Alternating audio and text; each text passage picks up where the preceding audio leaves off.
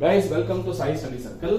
Income tax 2 ನಲ್ಲಿ BNU Bangalore north university ಅವರಿಗೆ income tax 2 ನಲ್ಲಿ ಇನ್ಕಮ್ ಫ್ರಮ್ ಬಿಸಿನೆಸ್ ನಲ್ಲಿ ಸೆಕ್ಷನ್ ಸಿ ನಲ್ಲಿ ಒಂದು ಕ್ವಶನ್ ಇದೆ 10 ಮಾರ್ಕ್ಸ್ ಗೆ. ಇದು ಬೇರೆ ಯೂನಿವರ್ಸಿಟಿಯವರೆಗೂ ಆಗುತ್ತೆ. ಇದು 10 ಮಾರ್ಕ್ಸ್ ಅಂತಾನೆ ಕನ್ಸಿಡರ್ ಮಾಡಬೇಡಿ. ಕೆಲವರೆಲ್ಲ 12 ಮಾರ್ಕ್ಸ್ ಕೊಡ್ತಾರೆ, 15 ಮಾರ್ಕ್ಸ್ ಕೇಳಿದ್ದಾರೆ. ಓಕೆನಾ, ಎಲ್ರಿಗೂ ಆಗುತ್ತೆ. ಸೊ ಈ ಕ್ವಶನ್ ಅನ್ನ ಓದೋದಕ್ಕೆ ಮುಂಚೆ ನಿಮ್ಮೆಲ್ಲರಿಗೂ ಒಂದು ರಿಕ್ವೆಸ್ಟ್ ಏನಪ್ಪಾ ಅಂತಂದ್ರೆ, ವೆರಿ ಸಿಂಪಲ್. ನೀವು BCom ಆದ್ಮೇಲಿಂದ MBA ಏನಾದ್ರು ಮಾಡ್ಬೇಕು ಅಂತ ಅನ್ಕೊಂಡಿರ್ತೀರಾ, ಹೌದಾ? ಯಾವ ಕಾಲೇಜಲ್ಲಿ ಮಾಡ್ಬೇಕು ಅಂತ ಅನ್ಕೊಂಡಿರ್ತೀರಾ, ಹೌದಾ?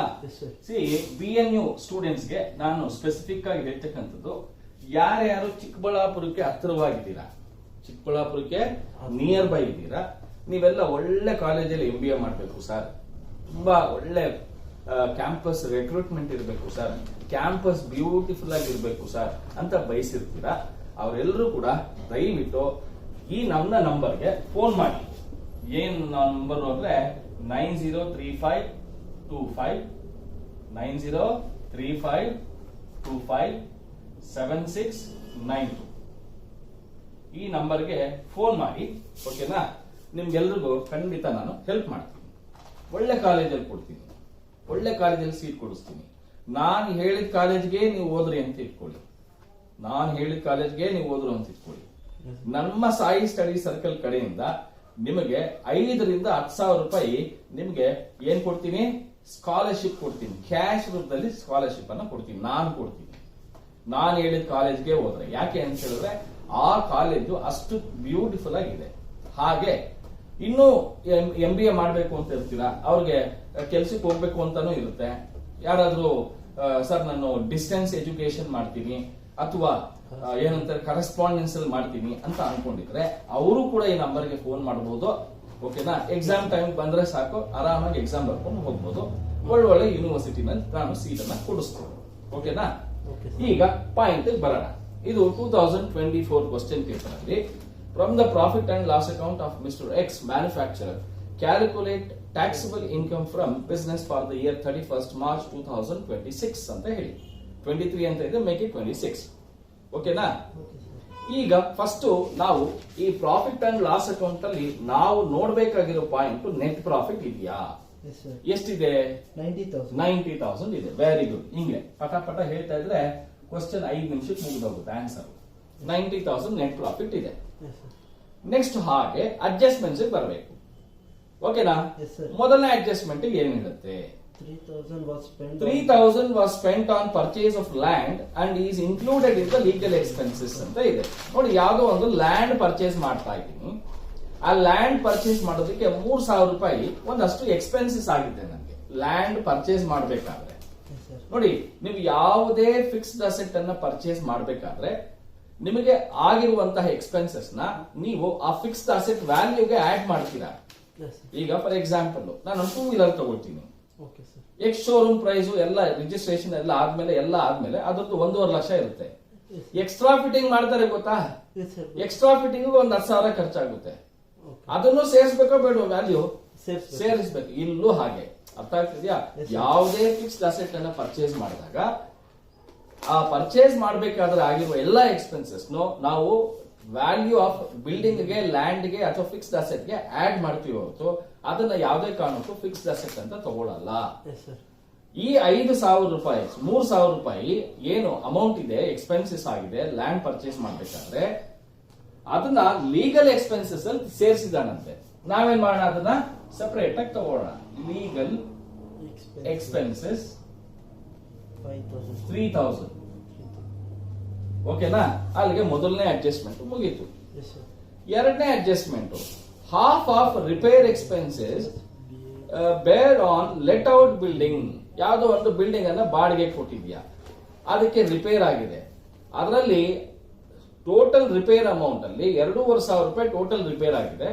ಅದರಲ್ಲಿ ಅರ್ಧ ಅಮೌಂಟ್ ಅಷ್ಟು ನೀನು ಬಾಡಿಗೆ ಕೊಟ್ಟಿರೋ ಬಿಲ್ಡಿಂಗ್, ಅದಕ್ಕೋಸ್ಕರ ರಿಪೇರ್ಸ್ ಏನಂತ ಬರೀತೀವಿ, ರಿಪೇರ್ಸ್ 2,500 ಅಲ್ಲಿ ಹಾಫ್ ಅಂದ್ರೆ ಅರ್ಧ 1,250 ರೂಪೀಸ್ ಆಗುತ್ತೆ.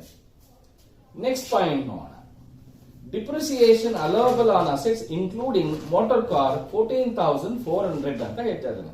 ನೋಡಿ, ಈ ಪಾಯಿಂಟ್ ನಾನು ಹೇಳಲೇಬೇಕು. ಫಸ್ಟ್ ಪ್ರಾಬ್ಲಮ್ ನಲ್ಲಿ ಬರ್ಲಿಲ್ಲ ಅದು, ಈಗ ಬಂದಿದೆ ನೋಡಿ. ಡಿಪ್ರಿಸಿಯೇಷನ್ ಆಕ್ಚುಯಲ್ ಆಗಿ ನಾವು ಕೊಡ್ಬೇಕಾಗಿರೋದು ಎಷ್ಟಂತೆ 14,400 ಅಂತೆ. ಆದ್ರೆ ಆಲ್ರೆಡಿ ನಾವು ಪ್ರಾಫಿಟ್ ಅಂಡ್ ಲಾಸ್ ಅಕೌಂಟ್ ಅಲ್ಲಿ ಡಿಪ್ರಿಸಿಯೇಷನ್ ಅಂತ ತಗೊಂಡಿದೀವಿ. ಎಷ್ಟು ತಗೊಂಡಿದೀವಿ? 15,000 ಇದೆ. ಇದೆಯಾ? ಇದೆಯಾ ಇಲ್ವಾ? ಸೊ ಈ ತರ ನಮ್ಗೆ ಪ್ರಾಫಿಟ್ ಅಂಡ್ ಲಾಸ್ ಅಕೌಂಟ್ ಅಲ್ಲೂ ಕೊಟ್ಟಿದ್ದು, ಪ್ರಾಫಿಟ್ ಅಂಡ್ ಲಾಸ್ ಅಕೌಂಟ್ ಅಲ್ಲೂ ಕೊಟ್ಟಿದ್ದು, ಅಡ್ಜಸ್ಟ್ಮೆಂಟ್ ಅಲ್ಲೂ ಕೊಟ್ಟಿದ್ರೆ ಚೆನ್ನಾಗಿ ನೆನಪಲ್ಲಿ ಇಟ್ಕೊಳ್ಳಿ. ಪ್ರಾಫಿಟ್ ಅಂಡ್ ಲಾಸ್ ಅಕೌಂಟ್ ಅಲ್ಲಿ ಕೊಟ್ಟಿರೋ ಅಮೌಂಟ್ ಅನ್ನ ಆಡ್ ಮಾಡಿ, ಡಿಪ್ರಿಸಿಯೇಷನ್ 15,000 ರೂಪಾಯಿ ಆಡ್ ಮಾಡಿ. ಓಕೆನಾ? ಅದೇ ತರ ಅಡ್ಜಸ್ಟ್ಮೆಂಟ್ ಅಲ್ಲಿ ಏನ್ ಕೊಟ್ಟಿದ್ದಾರೆ ಅದನ್ನ 14,400 ರೂಪಾಯಿಯನ್ನ ಮೈನಸ್ ಮಾಡಿ. ಅರ್ಥ ಆಗ್ತಿದ್ಯಾ? ಯಾವಾಗ್ಲೂ ಅಷ್ಟೇ. ಸರ್ ಅಡ್ಜಸ್ಟ್ಮೆಂಟ್ ಅಲ್ಲಿ ಕೊಟ್ಟಿಲ್ಲ ಸರ್ ಅಂದ್ರೆ ಅವಾಗ ಎಲ್ಲೂ ತಗೊಳಕ್ಕೆ ಹೋಗ್ಬೇಡಿ. ಅಡ್ಜಸ್ಟ್ಮೆಂಟ್ ಅಲ್ಲಿ ಕೊಟ್ಟಿದ್ದಾನಾ? ಕೊಟ್ಟಿದ್ದಾನೆ. ಪ್ರಾಫಿಟ್ ಅಂಡ್ ಲಾಸ್ ಅಕೌಂಟ್ ಅಲ್ಲೂ ಕೊಟ್ಟಿದ್ದಾನೆ. ಹಾಗಾದ್ರೆ ಪ್ರಾಫಿಟ್ ಅಂಡ್ ಲಾಸ್ ಅಕೌಂಟ್ ಅಲ್ಲಿ ಕೊಟ್ಟಿರೋದನ್ನ ಆಡ್ ಮಾಡಿ, ಅಡ್ಜಸ್ಟ್ಮೆಂಟ್ ಅಲ್ಲಿ ಕೊಟ್ಟಿರೋದನ್ನ ಮೈನಸ್ ಮಾಡಿ.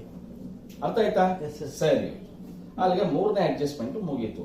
4ನೇದು bonus was paid to employee on 30th of June 2026 ಅಂತ ಹೇಳ್ತಾ ಇದ್ದಾನೆ. ನೋಡಿ, ಯಾವುದೇ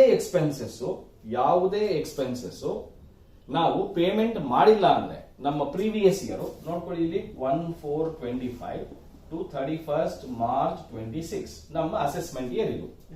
ಕರೆಕ್ಟ್ ಏನಪ್ಪಾ? ಈ 31st July 2026 ಒಳಗಡೆ ಏನಿದು 31st July 26 ನಮ್ಮ ಪ್ರೀವಿಯಸ್ ಇಯರ್ 24/25 ಅಲ್ವಾ? 24/25 ಓಕೆನಾ?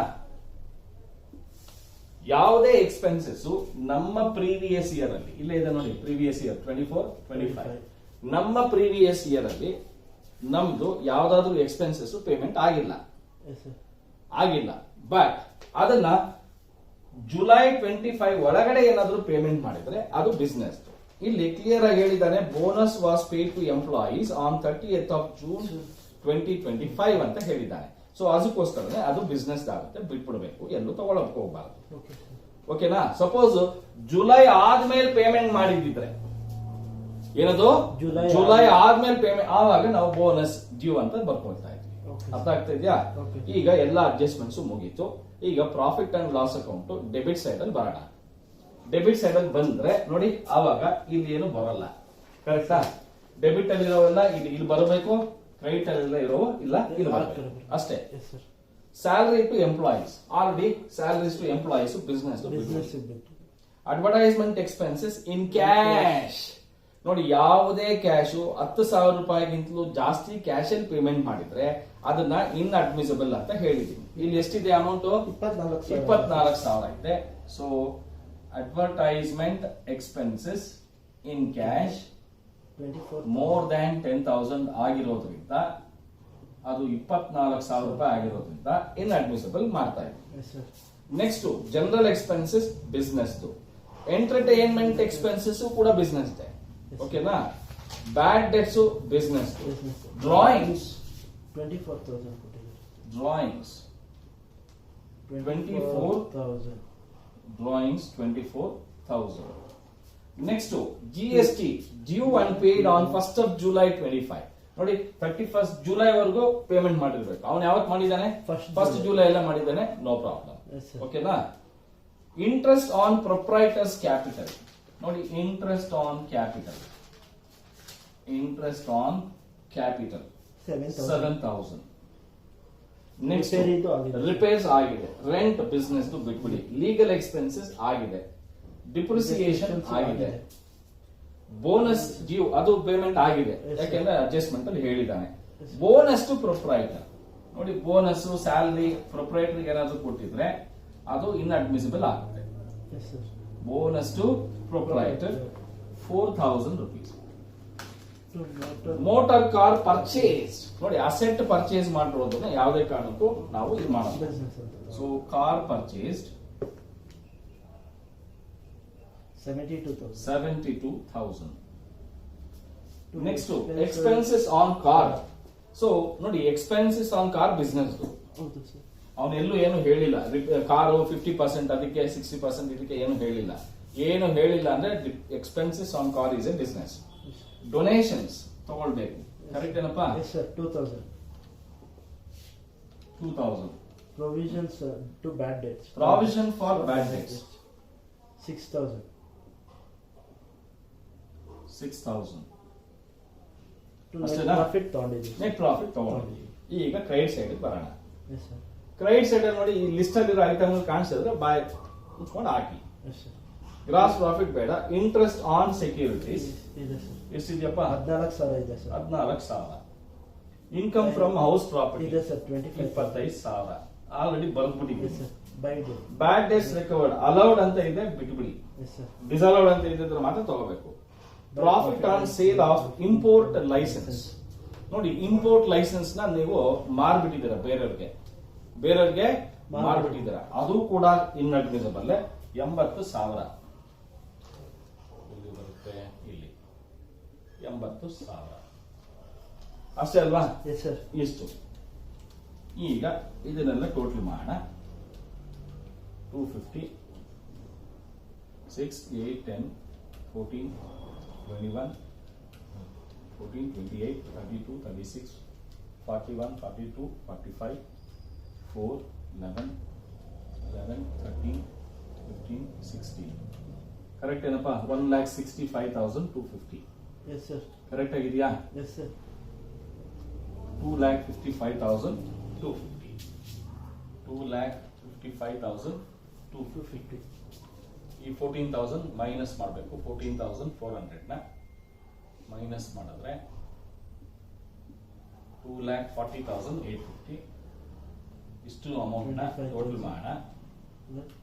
14,000 plus 80,000. 1,19,000. Yes, sir. 850, 1, 3, 2, 1. 1,21,850. So 1,21,850 is the income from business. ಓಕೆನಾ? Yes, sir. ಸೊ ಇದು ಎಲ್ರಿಗೂ ಅರ್ಥ ಆಗಿದೆ ಅಂತ ಅನ್ಕೊಂಡಿದ್ದೀನಿ. Okay. ಇನ್ನೊಂದ್ಸರಿ ರಿಮೈಂಡ್ ಮಾಡ್ತಾ ಇದ್ದೀನಿ, ಯಾರಿಗೆ MBA ಮಾಡಬೇಕು ಅಂತಿರ್ತೀರಾ, ಅಡ್ಮಿಷನ್ ಆಗ್ಬೇಕು ಅನ್ಕೊಂಡಿರ್ತೀರಾ, ಅವರು ದಯವಿಟ್ಟು ಈ ನಂಬರ್ಗೆ ಕಾಲ್ ಮಾಡಿ. ನಿಮಗೆ ನಾನು ಒಳ್ಳೆ ಸಲಹೆ ಕೊಡ್ತೀನಿ. ಓಕೆನಾ? ಒಳ್ಳೆ ಸಲಹೆ ಕೊಡ್ತೀನಿ. ಹೆಂಗ್ ಮಾಡಬೇಕು, ಏನ್ ಮಾಡಬೇಕು, ಎಲ್ಲಿ ಮಾಡಬೇಕು, ಓಕೆನಾ? ಅದನ್ನೆಲ್ಲ ಕಂಪ್ಲೀಟ್ ಡೀಟೇಲ್ಸ್ ಕೊಡ್ತೀನಿ. ಕೆಲ್ಸಕ್ಕೆ ಹೋಗೋರಿಗೆ MBA ನ ಇನ್ನೂ ಆರಾಮಾಗಿ ಮಾಡ್ಬೋದು. ನಮ್ಮ ಹತ್ರ ಒಂದು ಸುಮಾರು ಕಾಲೇಜಸ್ ಇದೆ. ಓಕೆನಾ? ನಿಮಗೆ ಅಡ್ಮಿಷನ್ ಮಾಡಿಸ್ಕೊತಾರೆ. ಆರಾಮಾಗಿ ನಿಮ್ಮ ಪಾಡಿಗೆ ನೀವು ಕೆಲ್ಸಕ್ಕೆ ಹೋಗಿ. ಓಕೆನಾ? ನಾವು ಕರೆಸ್ಪಾಂಡೆನ್ಸ್ ಲೆಕ್ಕದಲ್ಲಿ ಕೊಡಿಸ್ತೀವಿ. ಓಕೆನಾ? Thank you.